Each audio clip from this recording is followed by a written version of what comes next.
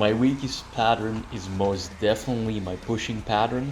So my whole thing is that I'm trying to keep my shoulders as protracted and depressed as possible, which for me is quite challenging. You see that my right shoulder has that tendency to internally rotate as I'm pushing back up, right? So I'm losing my stability and activation through my pressing, right? So in these pike push-ups, that's where I need to focus the most, because it's the most difficult position for me to keep my protraction and my depression, which like would stabilize my shoulders in a degree that would make me push better, and then I would stop having neck issues in my pushing work or in my handstand work.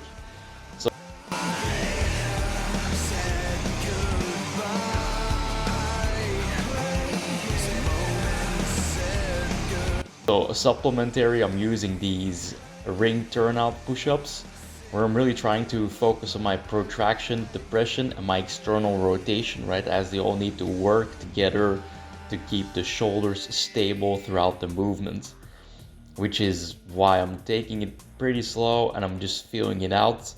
And I'm doing like 8 reps per set, and I'm trying to keep as much of that protraction and depression throughout the movement. So in order to help stabilize the shoulders, I'm also doing some Lou raises, because this will actually help stabilize my shoulders. And you see that I need to shift position sometimes to get better activation.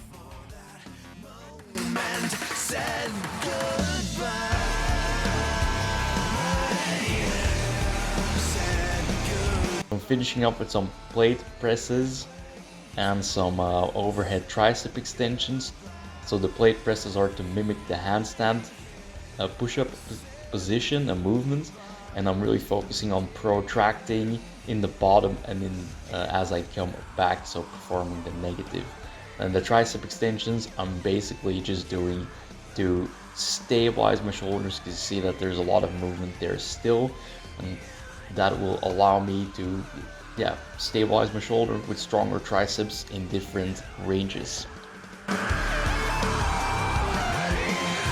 The next few meals will be raw beef mince.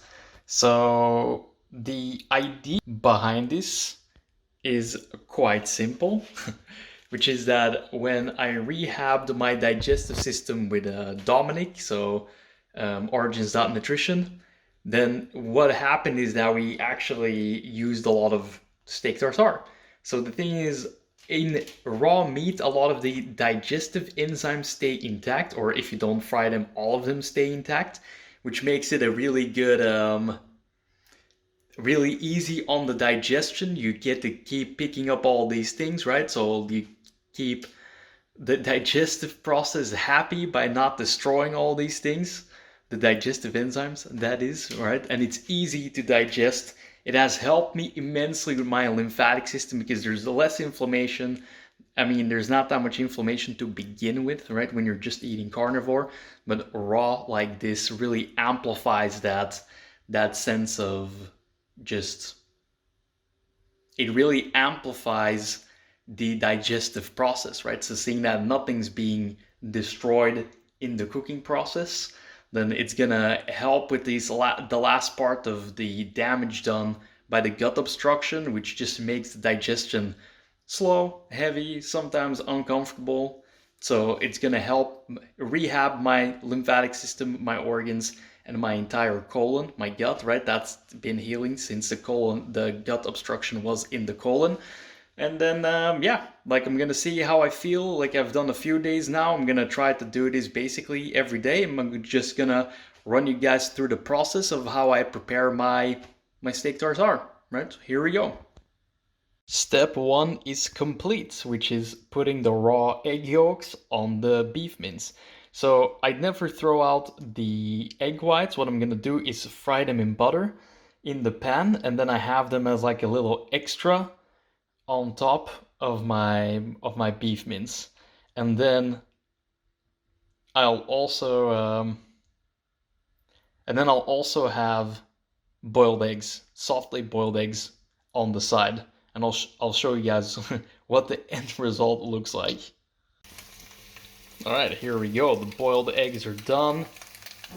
Oh yeah, those egg whites are frying up good, and then I'm gonna pour all of that over this. Here we go. Now the final part of this whole equation is the supplements I'll be using, which is Oyster Max, one of those, 3 of the beef liver that I'm just gonna put on top of it, and mass enzymes, which has been helping just keeping my digestion in check. Obviously, I have salt, that's what I'm gonna use, and garlic powder because it just tastes amazing. So here we go, guys. That's the raw carnivore, or basically raw carnivore meal.